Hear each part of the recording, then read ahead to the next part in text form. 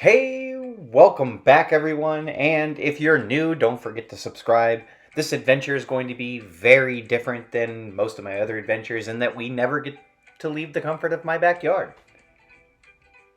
Here we are, it's early March, and my chickens are roaming the yard and doing their chicken things, and in January, we signed paperwork to change our yard forever by adding a swimming pool, and I'm super excited about it, and I want to share what that project is going to be like for anyone who's interested in maybe starting a pool in their own backyard. And here we are, 4 months later, it's the beginning of May, and they are starting to break ground in my backyard. They're scraping all the grass off the top of the yard, and they're going to mark out where the pool's going to be. I've started replacing the fence, so you can see some of the new fence in the picture here. And the whole process is really starting to make my yard a huge mess. After 3 days of backup beeps and equipment noise, my backyard looked like this. But it didn't stay this way for very long because an army of dudes came and made it look like this. They came in, they put in all the rebar, they put in all the pipes, and this is June 11th here. So this is nearly a month later after they've been in my backyard working tirelessly through 100-degree weather. So the day came for gunite, and I was busy at work, so I wasn't able to get out there and take videos of it. But you can see they put up tarps to block off the house getting sprayed and my fence from getting sprayed. And they spent basically all day in my backyard spraying gunite in the pool. So this is like 3 o'clock in the afternoon after they finished and they left and they packed up everything that they brought. And this is what my pool looked like until they came and they did the tile work. Now this is where things really felt like they slowed down and our pool company started to really get hard to get a hold of. This is the part of the project where the gunite was done and I had to water it every day. You can see me here in the background watering the gunite. I water it basically until it's no longer able to soak up water. But we were stuck in this phase where our backyard had a pool with gunite, but nothing else for nearly 2 months. Now this is June 11th here. This is the first time I've watered the gunite, and you can see it's really soaking up the water.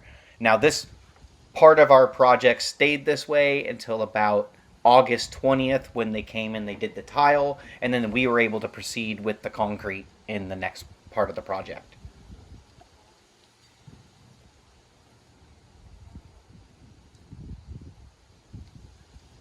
Within 2 days of getting the go-ahead from the pool company, the concrete people were out at our house setting up and getting ready to do the concrete, and after about 3 days, they were ready to pour. So I wanted to give a quick walkthrough of what the yard looked like the day before we poured concrete. You can see the drain for the concrete slab is set in place, and the downspout for the gutter dives underneath the concrete. And then that will eventually run over here off to the side yard and connect to the drainage that goes down the side of the house and eventually drains out to the front. And then you can see here they have styrofoam form boards in place. They're going to pour the concrete all the way up against those, and it's going to give the concrete slab the shape around the pool. The rebar is in a grid throughout the whole slab. And you can see that there is a ground wire that runs all the way around the pool and connects to the rebar, and it also connects to the rebar that's in the gunite as well. This part of the pool deck here has the skimmer and the overflow, and you can see it's nicely laid out in a grid. And you can see here they have little adobe blocks holding the rebar up. And you can see the whole angle of the pool from this side. And it pretty much shows what the deck is going to look like. The chickens didn't mind the construction too much. They took the opportunity to do dust baths in the backyard and improve their hygiene. Alright, so it is pour day. And here's the guy here adding the color to the truck. We ended up going with a slate gray, but we didn't like the actual color of slate gray.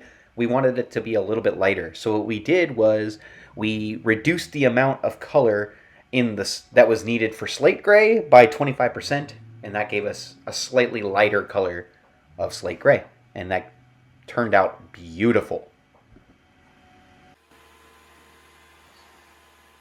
After what seemed like 20 minutes of them mixing the truck, they finally started adding concrete to the hopper, and the hopper started moving concrete to the backyard.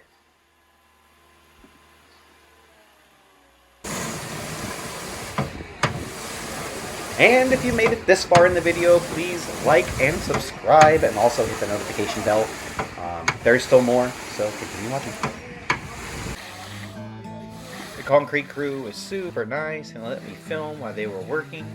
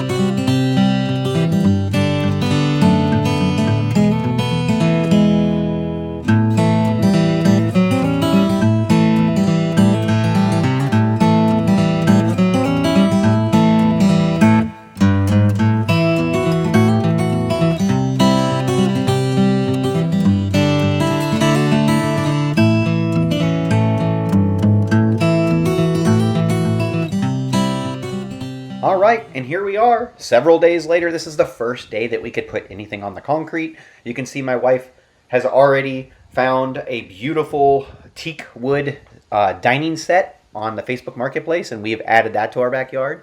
And basically, that was the first thing that was on the concrete.